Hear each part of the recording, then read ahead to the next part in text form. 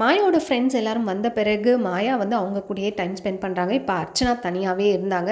அதுவும் இன்னைக்கு காலையிலேருந்து அப்படியே ஒரு மாதிரி சோகமாகவே இருந்தாங்க. மாயா போய் பேசினாலும் அவங்களுக்கு ஆறுதலாக இல்லை. அந்த ஒரு பழைய கொஞ்சம் 2 நாளைக்கு முன்னாடி அந்த பாண்ட் இல்லை. அதனால் இப்போ தினேஷ் கிட்ட வேறு வழி இல்லாமல் உட்காந்து பேசுகிறாங்க. தினேஷ் குரூப் கிட்ட தான் இப்போது கூல் சுரேஷ் கிட்ட நடந்த விஷயத்தை பற்றி பேசிகிட்டு இருக்காங்க. என்னென்னா அன்றைக்கி ஓட்டு கேட்ட விஷயம் எனக்காக யாருமே பேசலைனா அப்படின்னு சொல்லி அர்ச்சனா சொல்லிட்டு இருக்காங்க. அப்போ விஷ்ணு சொல்கிறார், உனக்காக தான் பேசுகிறதா இருந்தார் தினேஷனா, அப்புறமேட்டு எனக்கு சொன்னார், உனக்கு கேட்கலனாலும் உனக்காக போடுறவங்க சில பேர் இருப்பாங்கல்ல அப்படின்னு சொல்லி விஷ்ணு சொல்லிட்டு இருக்காரு. அப்போ தினேஷ் என்ன சொன்னார்னா, நான் உனக்காக ஓட்டு கேட்டேன்னா ஒரு இக்கு வச்சு தான் கேட்டிருப்பேன் அப்படின்னும் போது அதுக்கு நீங்கள் கேட்காமலே இருக்கலாம். இக்கு வச்சு கேட்கறதுக்கு ஒரு வேளை போடுறவங்களையும் நீங்கள் போடாதீங்க அப்படின்னு சொல்கிற மாதிரி சொல்வீங்க போல இருக்கே. எனக்கு வேணவே வேணாம் உங்கள் சங்காத்தமே, எனக்கு புரிஞ்சு போச்சு. அன்றைக்கே நான் தெரிஞ்சுக்கிட்டேன் உங்களுடைய ஆக்டரில் உங்கள்கிட்ட அதிகமாக எதிர்பார்க்கக்கூடாதுன்னு நான் நினச்சேன் அப்படின்ற மாதிரி அர்ச்சனா சொல்கிறாங்க. அப்புறம் தினேஷ் என்ன சொல்கிறாருன்னா, நான் புரிஞ்சுக்கிட்ட அளவுக்கு கூட நீ என்னை புரிஞ்சிக்கல அப்படின்னு சொல்லி சொல்கிறாரு. நீங்கள் தான் நான் புரிஞ்சிக்க மாட்டேங்க, எக்ஸ்பெக்டேஷன் இருக்கக்கூடாதுன்னு நான் நினைக்கிறேன் அப்படின்னு அர்ச்சனா சொல்கிறாங்க. அதே தான் நானும் அப்படின்னு தினேஷ் சொல்லிட்டு இருக்காரு.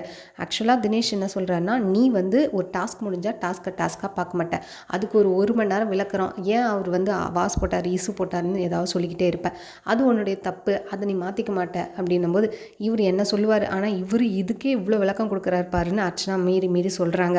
அவங்களுக்கு ஒரு மாதிரி இரிட்டேட்டிங்காக இருக்குது. அண்ட் என்ன சொல்கிறாங்கன்னா, இந்த 4 நாள் எனக்கு கடத்தணும், டைட்டில் வின்னர் யார் வேணால் ஆயிக்கோங்கப்பா, எனக்கு இந்த 4 நாள் கடத்தணும், எப்படியாவது நல்லபடியாக ஓடிடாதா சாமி அப்பா அப்படின்னு ஒரு மாதிரி கும்பிட்டு போட்டுட்ருக்காங்க. அவங்களுக்கு ஒரு மாதிரி இரிட்டேட்டிங்காக இருக்குது. திரும்ப பழைய கண்டஸ்டன்ட்லாம் உள்ளே வந்து மறுபடியும் அவங்களுக்கு வந்து ஒரு மாதிரி எரிச்சலாக இருக்குன்றது அவங்க பேச்சிலே தெரியுது. எப்படியாவது இந்த 4 நாள் ஓட்டிட மாட்டோமா அப்படின்னு சொல்லிட்டு. ஏன்னா நிறைய பேர் போன பிறகு அவங்க கொஞ்சம் ஃப்ரீயாக இருந்த மாதிரி இருந்தாங்க. அவங்களுடைய செய்கைகள் எல்லாமே கொஞ்சம் ஜாலியான பர்சன் மாதிரி காட்டிக்கணும்னு நினச்சாங்க. பட் எல்லா கண்டஸ்டன்ட்டும் உள்ளே வரும்போது அவங்களுடைய அந்த பொசசிவ்னஸ் வெளில வர ஆரம்பிச்சிச்சு. நமக்குன்னு யாருமே இல்லையே, நம்ம கூட டைம் ஸ்பெண்ட் பண்ண யாருமே இல்லையேன்ட்டு.